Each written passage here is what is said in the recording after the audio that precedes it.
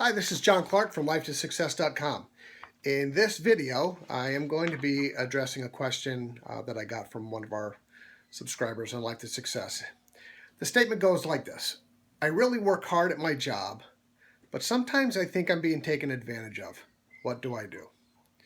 Well, the first thing I suggest, and this is probably one of the most important things, is that you continue to work hard. If you work hard, continue to work hard, no matter what's happening, and I'll get into the reasons for that in a second. We live in a world with very clearly defined laws in place, and the biggest one for human beings is, and that affects their working life, is cause and effect. So in this case, the cause is the work that you do, which is what you do have control over. You have control over the quality of work that you do and how hard you work. You do have control over that. And the effect that comes from that cause, which is the work, is compensation. So the one problem that we run into, and this is something that is especially comes down to with younger people, is that once they get into a situation where they feel that they're being quote unquote shortchanged, or they're not getting enough, or they're being taken advantage of, is that they put the brakes on. So their quality of work goes down and how hard they work stops.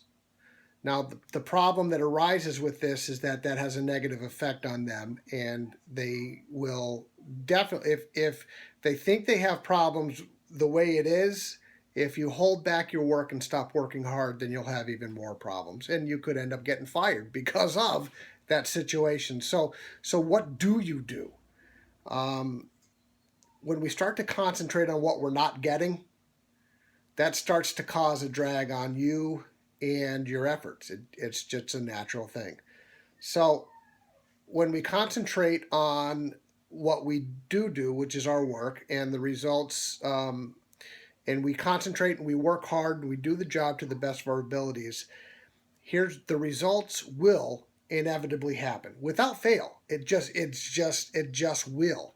The problem that we run into in that particular case sometimes is that we feel that we should be directly getting based on what we do.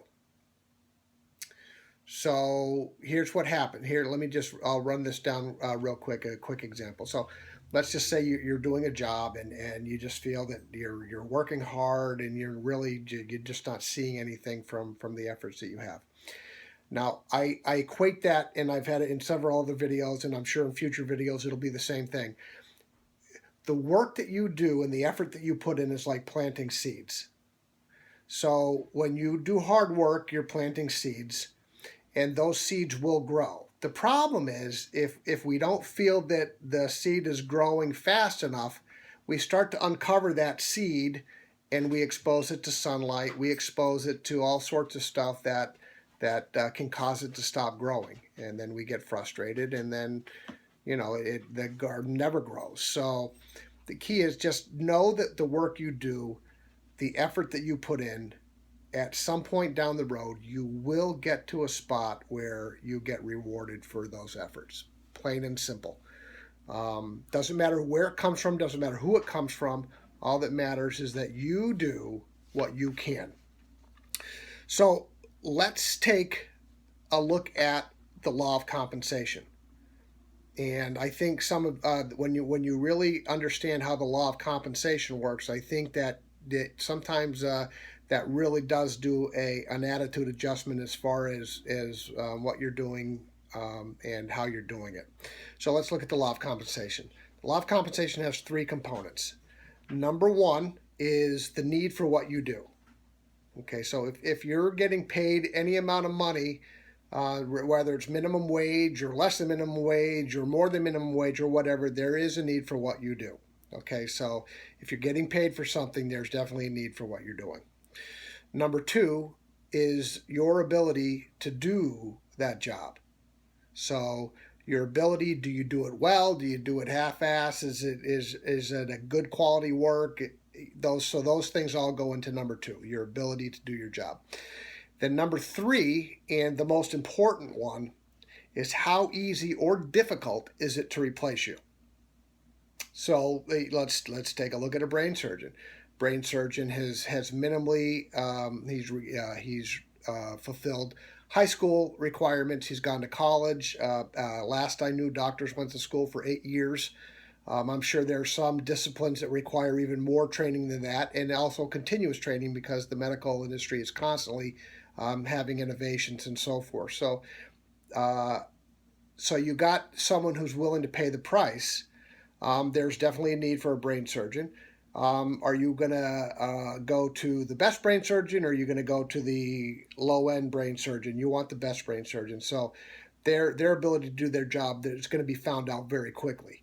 And then it is very difficult to replace a brain surgeon because there are not a lot of people willing to pay the price to become a brain surgeon. So that's one example. Now let's take a look at on the lower end. Let's take a look for, let's say, for example, culinary arts. Let's just say that. Now you have different levels of training involved with that as well. You have line cooks. You have people that work at a fast food restaurant flipping hamburgers or dropping fries into fryolators. And then you have master chefs who have gone to culinary school and have gone to France and worked with the best people in the world of food. Now, as you can see, there's definitely a need for people who can prepare food. The ability of the job, there's definitely people who cook better than others. And then how easy or difficult is it to replace that person? Are you going to be able to easily replace a master chef? No, there's a lot less of them, and it's going to be difficult because there's going to be a lot of people who did not uh, finish school with those regards. So I understand it's frustrating when you feel that you're doing a good job and that you might not feel that you're being compensated properly. But the one thing you have control over is the quality of the work you do. And if you concentrate on doing the best job you can, you will end up getting compensated appropriately for that. Just maintain your attitude, do the best job you can. And if it's not where you're currently at, then you need to be looking for opportunities elsewhere, and so forth. But always maintain your level of work, always maintain the quality of your work. Again, this all goes back to the way we habitually think about things and what we habitually do. And down below this video is a link to the habit busting system. Make sure to check that out. It's a great program that can help with habit change, and it's helped a lot of people make changes in habits that weren't positively affecting their lives. So make sure to check it out, and thank you for watching this video. I appreciate your time. Thank you very much.